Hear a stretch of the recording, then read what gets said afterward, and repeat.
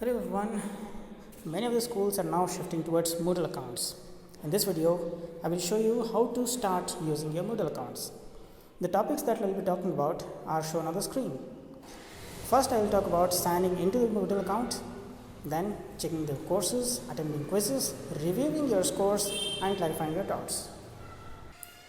So let's proceed. First up, you'll have to install the Moodle app.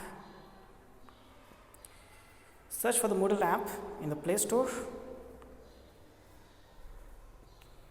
and install it. It may take some time depending on your network speed, so just wait till it installs. After downloading, it will spend some time in installing.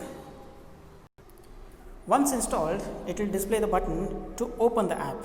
You can either open it from here or using the shortcut that will be placed in your app store.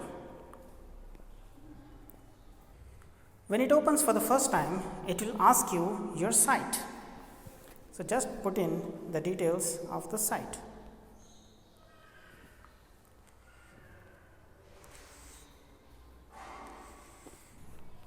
Once you have entered your site properly, press on next. If your site is identified by the app, it will display the option to enter username and password. Enter the username and password provided by the teacher into these two places. Then press on login button.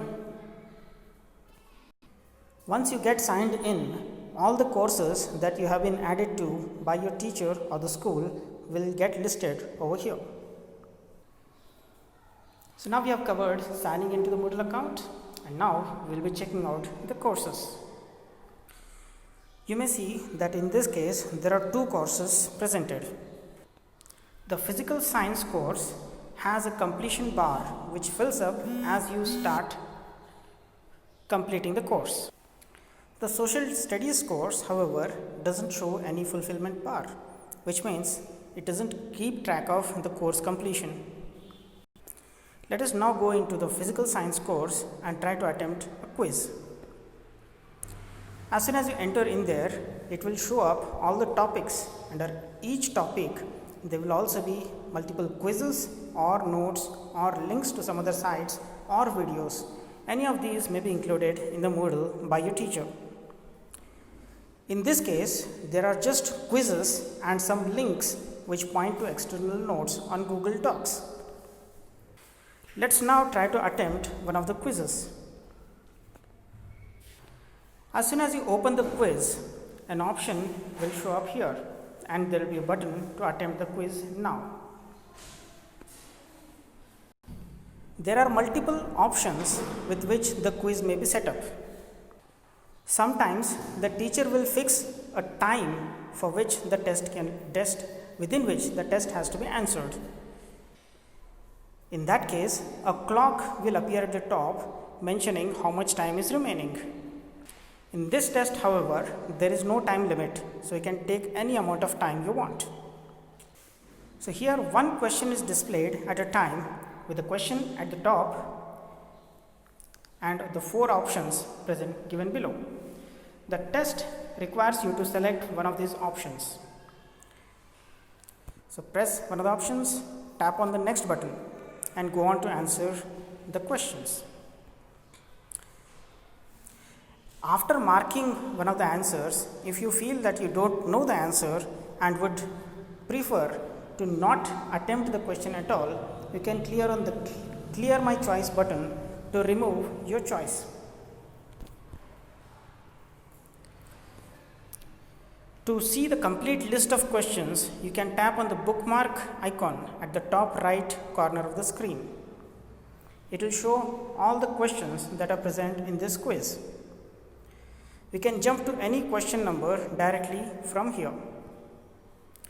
Once you feel that you have done answering all the questions, you can tap on the Finish Attempt button at the top or at the bottom. Before submitting, it will show how many answers you have saved, you have attempted, and how many questions you are yet to answer. You can also jump to the question number directly from here and answer it in case you know about it. Once again, you can go to bookmark and finish attempt, and now that question has been answered and saved. Now you can go back to attempt more questions or tap on the questions to go down to jump to that particular question, or if you are done answering all the questions, just press on submit all and finish. It will display a message box to confirm that you want to stop. Press OK. Now that you have solved the question, it's time to review. So reviewing generally means checking what answers you have given, whether they were correct or wrong, and if they are wrong, what is the reason for them being wrong.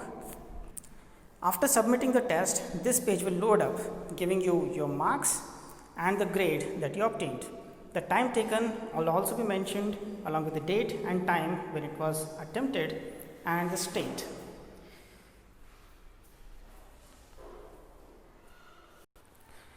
All the questions will be displayed on the same page with a cross mark if the answer is wrong and a right mark if the option is correct.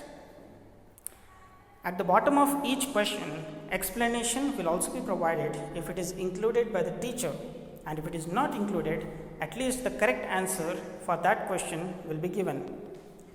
You can check out all the questions and their correct answers by scrolling. You can also click on the bookmark to check out which questions you answered right and which ones were wrong. You may also jump to that particular question by pressing on that. Now that you know which answers you answered wrongly and what is the correct option, there may be some doubts that you get. And that's where the last step, clarifying doubts, is going to help you. For clarifying the doubts, you may go back to your textbook, refer to the notes, or ask a person who knows about it, preferably a teacher. You can contact the teacher concerned on WhatsApp or mobile, or personally go and meet him or her and get your doubts clarified. The same way, you can go on attempting the tests, and a check mark will appear ahead of the test to show that the test has been completed. You can continue attempting more and more tests to understand more and more of your subject and become more and more perfect as you go ahead. Thank you for watching. I hope you have understood how to use Moodle and hope you use it to best of your ability. If you like this video, hit on the like button at the bottom, and of course hit the subscribe button to stay in touch with us for more such videos. Thank you. Let the force be with you.